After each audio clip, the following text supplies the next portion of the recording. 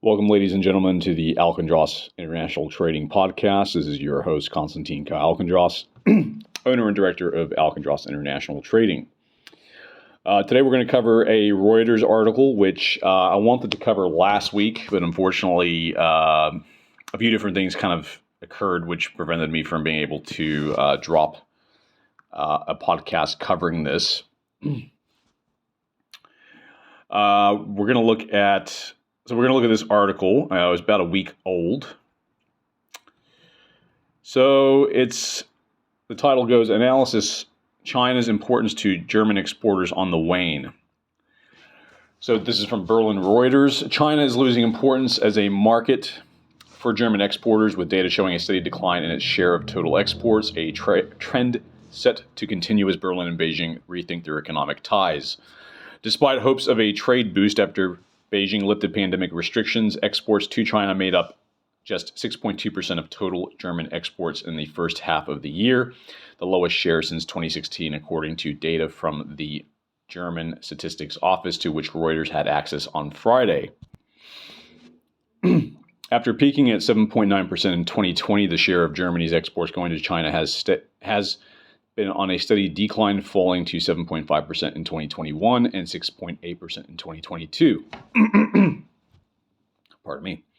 China's emergence as a market economy in the 2000s provided a massive boost to German companies and has proved a big contributor to the overall health of the German economy since. However, this driver of growth for Europe's largest economy is set to lose steam in the coming years. For some years now, Eurozone exports to China have no longer been growing faster than overall exports, and recently they have been somewhat weaker, which has weighed more heavily on Germany's manufacturing sector than on that of its peers, Commerzbank chief economist Georg Kramer said. One reason for the slowdown is that growth in the Asian giants is faltering. China's economy grew just 0.8% in the second quarter as a post-COVID recovery faltered after 2.2% growth in the first quarter. Karsten Berzeski, global head of macro at ING, said it was too early to speak of the end of the China boom since the Chinese economy could yet recover and the U.S. economy cool, changing trade dynamics. So I think, just before I continue, I think this isn't really surprising news. I mean, the fact of the matter is China has recently been going through financial strain with certain events such as the Evergrande bankruptcy, plus the further compounding that was the when Evergrande went under, I believe one bank in China, I'm not particularly sure which one, collapsed as well.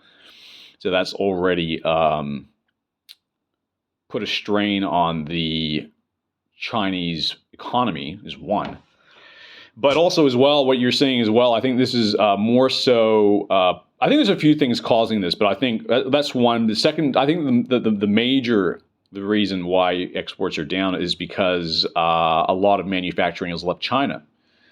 As far as I'm aware, Nike and Apple are two companies that have shifted part or all of their manufacturing offshore to India. So, and probably other companies have perhaps left as well. COVID didn't help help the situation. COVID would have, probably strangled some trade, and also China temporarily banned beef from Australia. So I think what you're seeing here is just a result of manufacturing starting to leave, or the effects of manufacturing leaving China now, with less demand for manufacturing in China. That would obviously cause a decrease in importation. Because if you're not building anything, then you don't have a need to import anything to build the products, because your manufacturing is left now. The companies that came to China to get labor there to manufacture their products have now left. So there's no demand now to import as many products. China, the other thing affecting this, I believe, is also China is now producing a lot of its own products. So China is not just a China's not just building stuff for other people or other companies or other countries. It's actually building. It can now build its own equipment. So, for example, China now has a car industry of its own. China has the Great Wall of China, which they export. They also have their own electric vehicle brands. I've seen, some of these vehicles, very small, but China just produces its own electric vehicles, and so there's less demand, less need for German vehicles because China can produce its own. So I think part of it is that, although it doesn't really go into what exactly Germany is exporting into China. So this article is rather vague as to what those exports are. It'd be interesting to find out. I believe cars would definitely be part of that because Germany does export a lot of their vehicles, and if China's producing their own vehicles and cheaply, for that matter, there's really less demand for German vehicles for that reason. That's part of it. The only other thing I could maybe think of are maybe metals. Germany does produce metals, but not in that type of quantity. I mean, the only thing I could think maybe. Look, the problem is Germany does. The other problem that you've got with this as well is that the euro, and actually this is probably affected too by the financial weakness of China right now with what's happened recently with the bank and Evergrande, and I think the financial strain on the yuan that has occurred has also made the yuan weaker to the euro, which means it's going to cost China even more now to export. To import, or buy German goods. And with the euro being a strong currency, I think that makes it difficult for. That's going to just make it. It's just making it more difficult for Chinese importers to buy German produce. So I think this is a result of that. So I think you're seeing both a financial cause as well as a manufacturing cause, or a flight of business, let's say, with foreign companies leaving, which means less importation. So anyway. In the long term, however, China's share of our exports will decline significantly. We should prepare ourselves for the fact that China will no longer save our export sector, Brzezinski said. Of course, no one should just put all their eggs in one basket. Germany exported goods worth 79.5 billion euros, or 866.61 billion US in the first half of the year, posting a 3.2% increase compared with the same period last year. A breakdown by destination shows Germany exported 78 billion euros in goods to the U.S. in the first half of 2023, which is like a fraction, 10% of what they export to China. A 4.8% increase on the year, while China receives exports from Germany to the value of 49.4 billion euros, 8.4% decline. Okay, sorry, my bad. So I take that back. So no, 78 billion euros exports, 78 billion euros to the United States. So basically, 10% of Germany's exports went to the United States, whereas Germany. So the ones to China was actually less, about 5%. So technically speaking, I guess it appears that Germany doesn't have all their eggs in one basket, which is interesting. So it'll be interesting to find out where these are probably the two largest importers though of German products. So because you got to take into consideration all the other countries Germany exports to, and there's like at least 200 other countries that potentially Germany could be exporting to. That China is increasingly able to produce goods as previously bought from Germany is weighing on German exports, Brzezinski said. Well, just as I said before, I mean, now China is producing its own goods. China's producing not just its own cars, also its own phones, like the Oppo brand as well. So, German, I'm not sure if there is a German phone maker, but I do know, Europe does have some phone manufacturing. Nokia, is the first one that comes to mind. There's a few others, I believe, as well. So again, like China doesn't need to import these products if they can produce them themselves, and also at a cheaper price.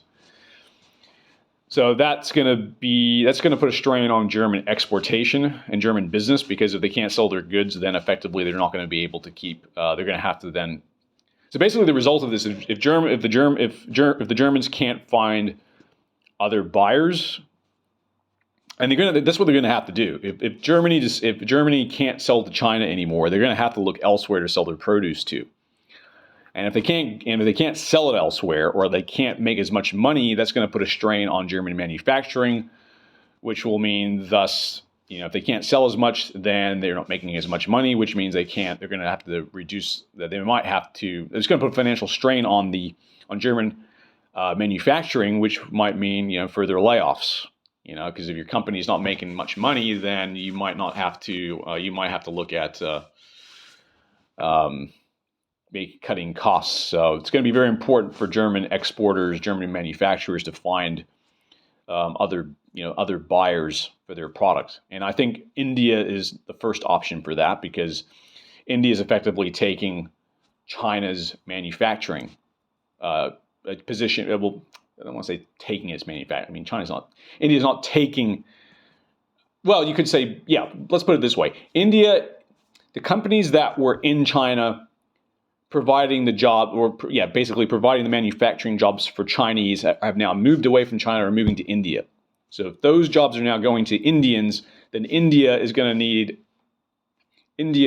need the imports that China was having, which means that instead of the produce, the raw materials going to China, they will now go to India. So really, Germany should start looking at India as the next potential. Well, probably already is exporting, they're probably already exporting produce to India, but they will need to. If you're like a consultant in the German government, or working in tandem with export,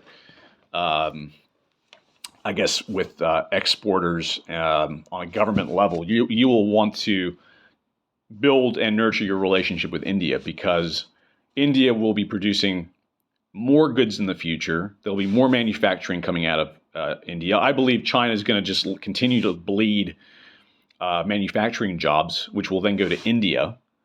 And there's going to be a huge demand for raw materials in India in the near future, I believe. I think as from now and into the next 5 to 10 years, I believe you will start seeing India gradually becoming, and then eventually become, the number one importer in the world of anything, raw materials and goods in general, which was previously and currently still is China's status in the world. It's still the world's largest importer.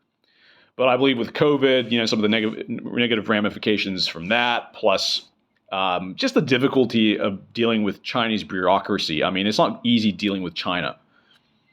I think more and more business. I think the sentiment among people in the international trade business, our business, and business in general, is that China is just too difficult to deal with. Too much bureaucracy, just too many issues dealing with them. And so I think you're going to see more and more, if it hasn't already happened, more people pivoting towards India as the place to do business with, the country to do business with. So it's only going to hurt China, but what can you do? I mean, it's business people people in business want to reduce their costs, and they don't want to jump through hoops to do business. And unfortunately, if you're working with China, that's what you're going to have to do. So, businesses are just reacting to, the current, environment of what's going on in China, the current business environment going on in China. So, I believe what we're going to start seeing, me personally, and how it affects our business. Well, I believe we'll start seeing more and more requests, buy requests coming out of India. So currently and previously, I would say like 90% of our business, or 90% of all the new buyers or new requests for produce, raw materials, was coming from China. I think we will start to see more requests coming from Indian companies, or requests, that are, requests for such and such product to be shipped to an Indian port to India.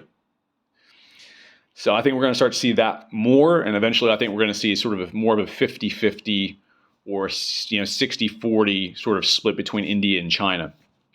So that's going to be interesting to see in the next couple of years. And on top of that as well, India's population isn't declining. They are set to overtake China in population by 2027.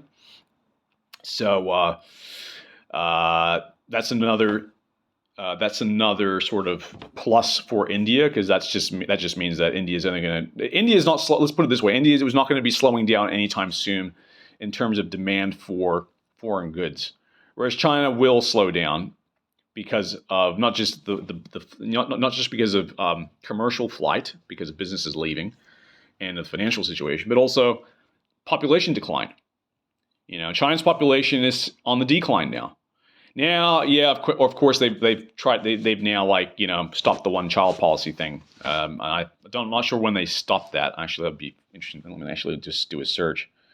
When did China stop the one child policy? 2015. So in 2015, they ended the one child policy, which was implemented in 1979 and went till 2015, which is, what is that? That's 21. That's 36 years. So 36 years of the one child policy, and I'm pretty sure they realized that crap. We're going to lose the status of number one in Asia in population to India. It's too late now. India has had no limits to growth, and they've just continued to grow. And even though they've pulled back on the one child policy, I don't think it's going to make. But look, it's certainly not going to hurt further. But it's not going to. China isn't going to magically now turn the table now on population in the next 5 to 10 years. That's over. China's now going to need probably maybe a quarter of a century or half a century or more to now, kind of get even with India now. So they've already lost, what is it? The one child policy, 36 years they're behind India now or more. So, because of that, you're only going to see it. Look, maybe for the next 5 to 10 years, you'll see more and more declining of importation into China because of that. But I'm sure there'll be a resurgence maybe in say 50 years or more. But I don't really have any mathematical proof on that. This is just speculation. So don't kind of sort of put a gun to my head and say yes or no for sure. So anyway. But yeah, going back to what I was saying about Germany, Germany just needs to start building its relationship with India more so that they can then, export the goods that they were exporting to China to India. And that's really all they probably need to do, although it won't be easy considering the Indian currency. I'm not sure really where it's sitting now. I think let's look at the comparison: Indian rupees to EUR. So how much is €1? So €1 is 91 Indian rupees, which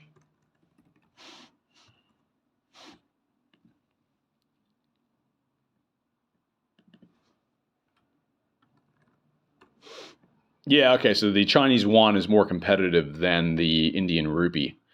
So, they definitely should try to develop a relationship with India. I think the only problem that I see here is, or Indian companies or Indian buyers, will they be able to import German goods? I think the issue is not so much Germany wanting to do business with India. I think it's going to be more of a case: will Indian buyers, importers, be able to purchase German produce? Because the exchange rate is quite a big gap there. So it's going to take a lot of rupees to get German produce. So that could be a problem. So that's something they're going to have to work out. I don't know if German exporters are going to be able to reduce costs. Reduce their price on goods to further attract. To sort of make it more attractive or more possible to do trade with India. I guess that's debatable.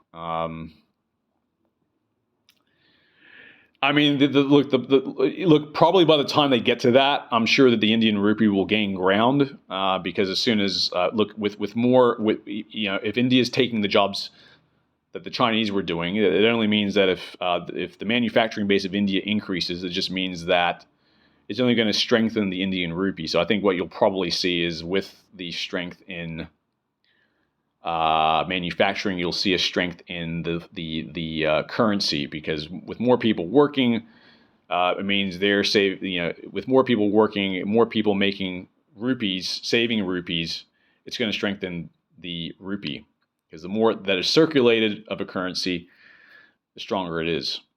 And plus, you got a manufacturing base. So there's a few things that play into that. So that might. If the Indian rupee is able to strengthen, then it might make it easier for German or for Indians to be able to do business with Germany, since there won't be an issue in terms of the exchange rate. So anyway, continuing on, a breakdown. Let's see. Yeah, we did that. That China is increasingly able to produce good. Yeah, we covered that. At the same time, however, Germany's import dependence on China remains high as the energy transition is recently imposed without Chinese raw materials or solar panels.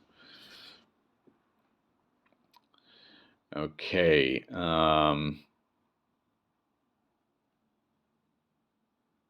That's interesting. Germany's import dependence on China remains high as the energy transition is currently impossible without Chinese raw materials and other solar panels. I'm surprised Germany's not producing these. It's probably because they're cheaper to produce in China. So China is climbing the technological ladder, said trade expert Vincent Stammer of the Kiel Institute for the World Economy, IFW, in Germany. With its growing technological progress, the country is able to create an increasing part of the value added itself. That's right. This then no longer has to be imported from Germany and the rest of the world, he said. However, Stammer believes it is premature to sound the death knell for China as a customer. I agree. China will remain an important sales market in the coming decade. However, the dependence on many companies on the Chinese market will no longer be so visible in export figures, but in their balance sheets, Stammer said. For example, many German car makers are increasingly producing locally for the Chinese market. Weaker demand from China has had a strong impact on the German manufacturing sector. German industry has been in the doldrums, with a PMI survey this week showing that a downturn in the manufacturing sector deepened in July. As of last week, the euro is trading at 91 cents per U.S. dollar. So currently still stronger than U.S. dollar. But what do you expect? When Europe or Germany decides to deindustrialize to a degree, and I'm not saying they're completely deindustrializing, but Europe with all its sort of lefty socialist policies and wanting to deindustrialize and all that, well, of course that's going to only hurt your economy, not improve it. So anyway, that's it for the article. We'll cover something new next time. I'm just going to plug our website. You can find us on www.alkindrostrading.com. There you can learn all about our company, who we are, what we do. We're currently building the website and trying to convert it, not convert it, but we're trying to sort of turn it into not just a company website, but also a B2B portal. So we're trying to turn it into the next Alibaba. So you can become a member. So join and become a member, and you can get access to our import-export B2B forum or portal, where you can find buyers, find sellers, make requests, promote your offers, make friends, ask questions.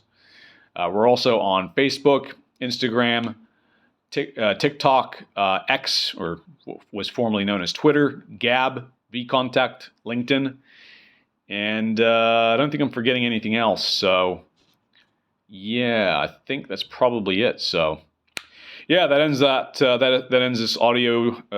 It's not audio journal. Sorry, this ends this podcast for today. So this is your host, Konstantin Alkindros, owner and director of Alkindros International Trading, signing out. Till next time.